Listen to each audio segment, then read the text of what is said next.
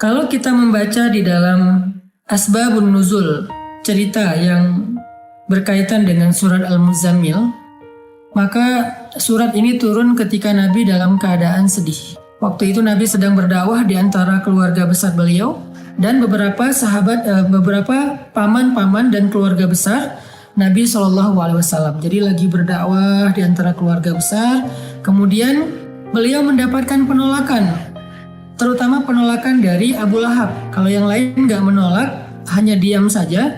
Kalau Abu Lahab menolak dengan kasar, menolak dengan marah, menolak dengan menghina, mencela, sampai ngata-ngatain Nabi, engkau itu anak yatim, kamu harus tahu diri, kamu itu siapa yang selama ini membesarkan kamu, kami adalah paman-paman kamu, seandainya kamu mau mengajarkan kami lebih tahu daripada kamu, karena kami lebih tua, kami lebih banyak pengalaman, kami. Abu Lahab menolak dakwah Nabi dengan sombong, sehingga kalimat-kalimat Abu Lahab ini membuat Nabi merasa sedih. Setelah Nabi berdakwah kepada keluarganya, Nabi juga berdakwah kepada tetangganya, kepada beberapa orang yang beliau kenal, kemudian kepada masyarakatnya yang ada di kota Mekah, dan sebagian besar dari mereka itu menolak Nabi. Bahkan tidak sedikit dari mereka yang menolak Nabi dengan cara-cara yang menyakiti perasaan Nabi. Karena Nabi juga manusia biasa, beliau seorang yang pemaaf, beliau seorang yang lapang dada, tetapi beliau juga punya perasaan. Bukan berarti beliau plain, lempeng, nggak punya rasa gitu, bukan. Beliau juga seorang yang sangat halus perasaannya walaupun sangat pemaaf. Halus perasaannya walaupun sangat lapang dada. Sehingga kalimat-kalimat yang beliau dengar dari pemuka Quraisy yang durhaka itu menyakiti perasaan Nabi, membuat Nabi sedih. Dan yang lebih lagi menyakiti perasaan Nabi itu bukan karena dikata-katain, tetapi karena justru Nabi kasihan sama mereka. Bisa ngebayangin gimana nasib mereka nanti di akhirat jika mereka menolak dakwah Nabi SAW. Sehingga dalam keadaan yang seharian Nabi lelah berdakwah, keliling ke sana kemari ditolak, ketuk pintu rumah nggak dibukain, datang ke sebuah tempat yang kerumunan orang diusir, Nabi diperlakukan seperti orang yang hina, seperti orang gila, semua menjauh dari Nabi. Sehingga Nabi pulang ke rumah di malam hari setelah seharian capek, dalam keadaan berkeringat, dalam keadaan kotor karena dilempari. Nabi pulang ke rumah, untungnya Nabi memiliki seorang istri yang sangat pengertian, sangat bijak, solehah, yaitu Sayyidah Khadijah. Nabi pulang ke rumah, dibukain pintu rumahnya oleh Sayyidah Khadijah, dan Khadijah paham betul keadaan Nabi, sehingga ketika Nabi sampai di rumah, Khadijah mempersiapkan kebutuhan Nabi, makan malamnya, kemudian Nabi mandi dulu biar seger. Setelah mandi Nabi makan, kemudian setelah itu Nabi bercerita kepada Khadijah, Khadijah hari ini aku keliling tetapi diusir, Khadijah begini, Khadijah begitu. Nabi curhat kepada Khadijah. Khadijah itu tahu betul keluh kesah Nabi dalam perjalanan, dalam perjuangan dakwah yang luar biasa. Khadijah tahu betul perjuangan yang gak mudah, dan Khadijah mencoba untuk menghibur Nabi semampu Khadijah. Jangan sedih wahai kekasih Allah, sesungguhnya Allah gak akan mengecewakan engkau, dan seterusnya. Sambil Nabi istirahat, maka Nabi curhat kepada Khadijah. Lalu setelah semakin larut malam, Nabi pun tidur bersama dengan Khadijah, dalam keadaan masih ada rasa yang berat di hati beliau. Kalau Nabi capek secara fisik, maka Nabi bisa istirahat dengan makan, mandi, kemudian tidur. Itu cara istirahat dari lelah fisik. Tetapi ternyata Nabi waktu itu bukan hanya lelah fisiknya, yang lebih berat lagi adalah Nabi lelah batinnya. Ini buat kita semuanya, semua kita pasti merasakan lelah batin. Kalau lelah fisik, kita tahu obatnya. Ketika kita lelah secara fisik, kita bisa istirahat dengan duduk, kita bisa istirahat dengan goler-goler, berbaring, kita bisa istirahat dengan tidur lelap, kita bisa istirahat dengan santai-santai, kita bisa istirahat dengan makan dan minum, ngopi, ngeteh, minum jus, makan buah. Kita bisa istirahat dengan nonton, kita bisa istirahat dengan bercanda dengan anak-anak, dengan keluarga. Itu adalah cara kita melepaskan lelah fisik, merecovery lelah fisik. Sakit Fisik juga demikian, recovery-nya kita bisa dengan bed rest, kita bisa dengan minum obat, kita bisa dengan terapi. Itu adalah cara kita recovery sakit fisik, lelah fisik. Tapi bagaimana kalau kita sedang lelah batin, sakit batinnya, perasaannya yang sakit, hatinya yang sakit, pikirannya yang sakit, jiwanya yang sakit, dalam tanda petik. Gimana cara kita merecovery semua itu? Gimana cara kita ngobatin batin kita yang sedang terganggu? Gimana cara kita ngobatin hati kita yang terluka? Gimana cara kita ngobatin perasaan kita yang tergores? Ternyata bukan dengan entertain. Cara ngobatin jiwa kita, cara ngobatin hati kita adalah dengan zikrullah, mengingat Allah. Kenapa bisa kayak gitu, Ustadz? Karena jiwa kita itu, roh kita itu asalnya dari langit. Beda sama jasad kita, fisik kita. Jasad atau fisik kita itu asalnya dari bumi. Sehingga ketika dia sakit, maka obat-obatnya ada di bumi. Tapi kalau roh kita, jiwa kita itu ditiupkan oleh Allah asalnya dari langit. Sehingga kalau dia ngerasa sakit, terganggu, maka obatnya ada di langit. Apa obat yang ada di langit? Zikrullah, mengingat Allah. Banyak orang yang salah paham tentang ini. Dia sebetulnya nggak lelah fisik. Kalaupun lelah fisik nggak terlalu lah. Yang lebih lelah itu sebetulnya jiwa dia. Yang lebih lelah itu sebetulnya hati dia. Yang lebih lelah itu sebetulnya pikiran dia.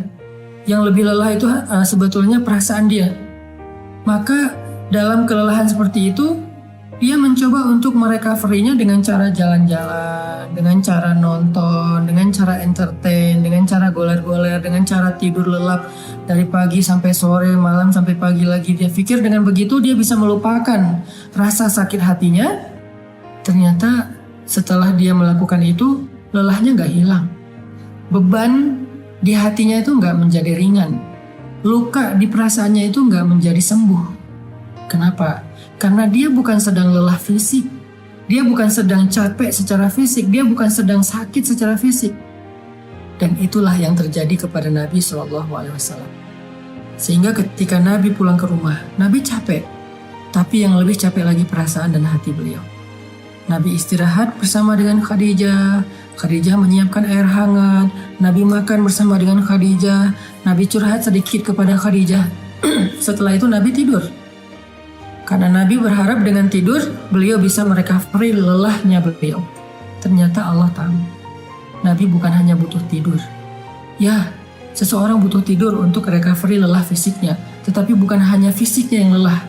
Nabi juga merasakan lelah yang luar biasa hatinya. فَلَعَلَّكَ بَاخِعٌ نَفْسَكَ عَلَىٰ آثَارِهِمْ فَلَعَلَّكَ بَاخِعٌ نَفْسَكَ عَلَىٰ آثَارِهِمْ إِن لَّمْ يُؤْمِنُوا بِهَٰذَا الْحَدِيثِ أَسَفًا. Kata Allah di surat Al-Kahfi. Hampir saja engkau mencelakai dirimu sendiri. Hampir saja engkau mencelakai dirimu sendiri. Karena merasa berat terhadap pengingkaran mereka. Merasa berat terhadap kedurhakaan mereka, merasa berat terhadap kekufuran mereka, hampir saja engkau mencelakai dirimu sendiri. Hampir saja engkau membebani perasaanmu sendiri. Itu yang dirasakan Nabi. Nabi sangat terbeban, bukan terbeban secara subjektif perasaan pribadi beliau, bukan. Beliau itu terlalu menginginkan hidayah kepada umatnya. Beliau itu akan sangat sedih kalau ada yang menolak dakwah beliau. Bukan karena pribadinya, tetapi karena kasihan kepada mereka. Allah tahu Nabi sedang merasakan itu. Sehingga ketika Nabi tertidur, terlelap, Muzammil itu sebuah kiasan bahwa Nabi itu tidur lelap.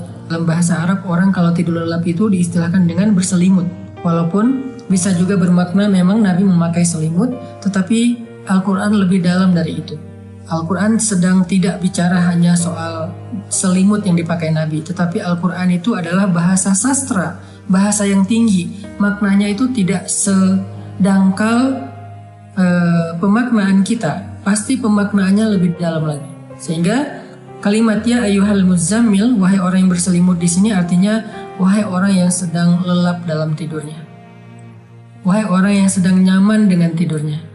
Kan berselimut itu nyaman, lelap ya. Wahai orang yang sedang beristirahat dari lelah fisiknya dengan cara tidur. Allah tahu Nabi butuh istirahat, tidur agar bisa merecovery capek secara fisik. Tetapi Nabi juga butuh sesuatu yang bisa merecovery capek batin, perasaan, jiwa dan pikiran beliau. Sehingga Allah berfirman, "Qumil lail." Bangunlah di malam hari. Ternyata fadilah keutamaan pertama dari tahajud itu adalah tahajud obat dari lelahnya jiwa. Tahajud adalah recovery batin. Tahajud adalah obat hati. Tahajud adalah penenang pikiran. Apabila dilakukan dengan sungguh-sungguh. Tabattul atau tabtilah. Itulah keutamaan tahajud. Setelah Nabi beristirahat dengan cara tidur untuk merecovery lelah fisiknya, Allah suruh Nabi juga untuk melakukan sesuatu yang bisa merecovery lelah batinnya. Apa itu? Qumil lail, berdirilah di malam hari. Bangun malam, tahajud. Sehingga buat kita semua yang pernah merasakan lelah batin, atau mungkin sekarang sedang merasakan itu, sedang ngerasa lelah batinnya, sedang ngerasa capek jiwanya, sedang ngerasa sakit hatinya, sedang ngerasa terluka perasaannya, sedang ngerasa galau pikirannya, qumil lail, bangunlah di malam hari, maka Allah Subhanahu wa Ta'ala akan mengobati luka di hati kita, seperti obat yang bisa menyembuhkan luka di fisik kita. Bangunlah di malam hari, maka Allah akan menyembuhkan sakit hati kita, seperti obat yang bisa menyembuhkan sakit fisik kita. Bangunlah di malam hari, maka Allah akan menyembuhkan goresan di perasaan kita, sebagaimana obat bisa menyembuhkan goresan luka di kulit kita.